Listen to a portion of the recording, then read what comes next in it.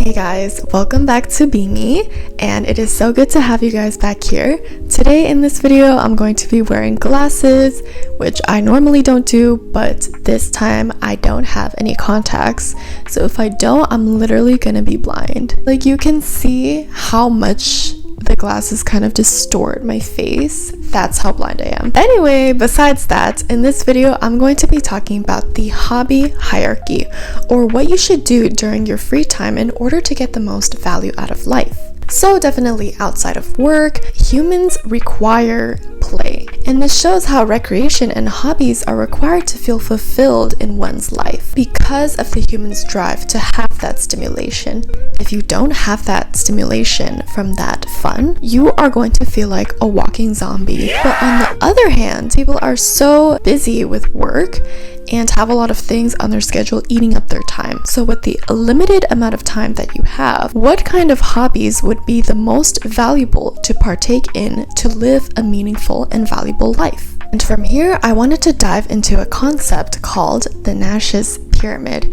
And this was developed and created by a man named J.B. Nash. And in summary, the Nash's Pyramid is a hierarchy for ranking leisure activities from 0 being the least helpful to yourself and to society to the highest point, which is where it will fulfill you the most. It is ordered as well from bottom to top on how much it can help you with continuous growth throughout your life.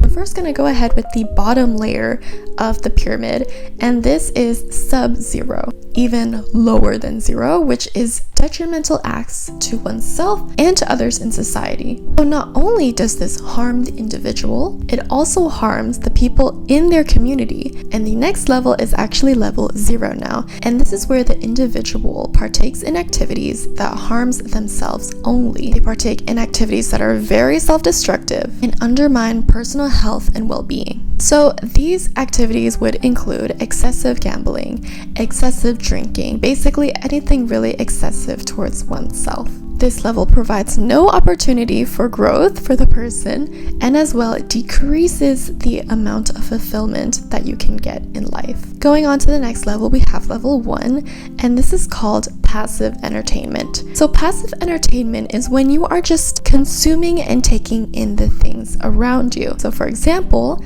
scrolling on social media just to kill time, basically. And this is definitely useful for when you're on a train ride or on a bus ride where you just have to kill some time until you get to your destination. However, if you partake in this level for a significant amount of time in your day, you are going to see a decline in personal health and well-being. And definitely there's an increase in society's tendencies towards passive entertainment. And you just have to make sure that if you partake in activities in this level, that you don't cross the line of overindulging. Make sure that you set a limit for yourself and make sure that everything that you need to do is completed before you partake in this activity. Level 2 of the hierarchy is emotional participation. It's similar to level 1, where you are consuming forms of entertainment. You are a part of that entertainment as an emotional spectator. And for this can be like watching a movie. It is a really good movie that moves you to tears. And another example of this is going to a theater performance where you are actively engaging with the performance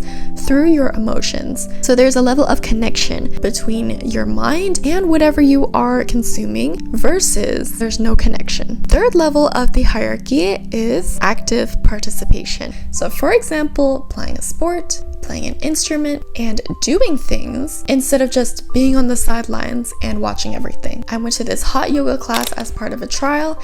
It definitely helped me to learn something new, and I was actively participating, feeling the heat and feeling the difficulty of the poses as the instructor taught me how to do them. And next, the fourth level is creative participation. So instead of just actively participating in your activity, you are also using your mind to critically think about things on how you can change that activity or add your own thoughts into it. So this is where partakers of these sorts of activities tend to create something new out of it. For example, drawing, writing, inventing, thinking of something new that comes from your brain and requiring you to partake in critical thinking skills. These activities require the most amount of thought, but they reward you as the most fulfilling out of all the levels because in turn, you are learning something new while also using your critical thinking, while also using that opportunity to give self-expression. And basically, Nash advocated for people to spend more of their time in the upper tiers of the hierarchy level to have more personal fulfillment within themselves, also to contribute to society as well. And while the Nash Pyramid has been incredibly influential on allowing us to choose what is best to do on our free time, there has been some criticism about it because people have different preferences in doing activities, and not everyone is going to feel the same fulfillment of doing the higher levels compared to the lower levels. And in my opinion, I feel like that is true. I feel like everyone has their own activities that they like to partake in. Usually the amount of fulfillment that you get is created by you creating something to affect society. And if you are constantly consuming things, then creating things, then how are you going to influence yourself and other people if you are just consuming things, right? And when you get higher up in the list, it slowly requires more participation from the individual. So while I do agree that, people are different and people will have different personal preferences on what they want to do on their free time, in general, the more participation that you have in your activity, the more you're going to feel fulfilled.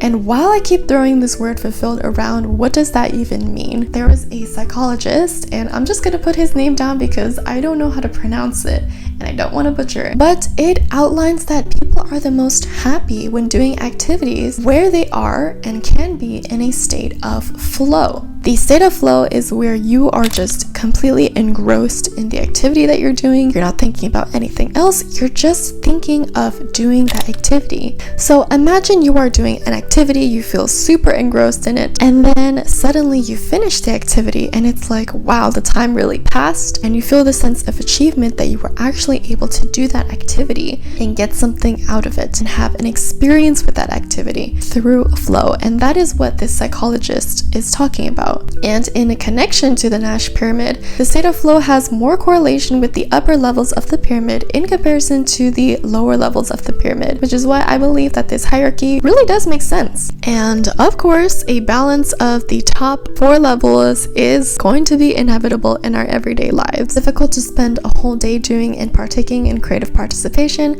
so there's definitely going to be some balance between the top few levels in the hierarchy. However, instead of thinking about it in a way where you are constantly staying at the top of the hierarchy, rather you should think about the Nash Pyramid as a reference on what you should do if you are figuring out something to do in your free time. So the most important things to keep in mind when choosing a new hobby or partaking in a hobby during your free time is think of which level in the hierarchy you want to spend your time in that is most meaningful to you. So thank you guys for watching this video. If you guys have any questions or comments, feel free to comment them down below.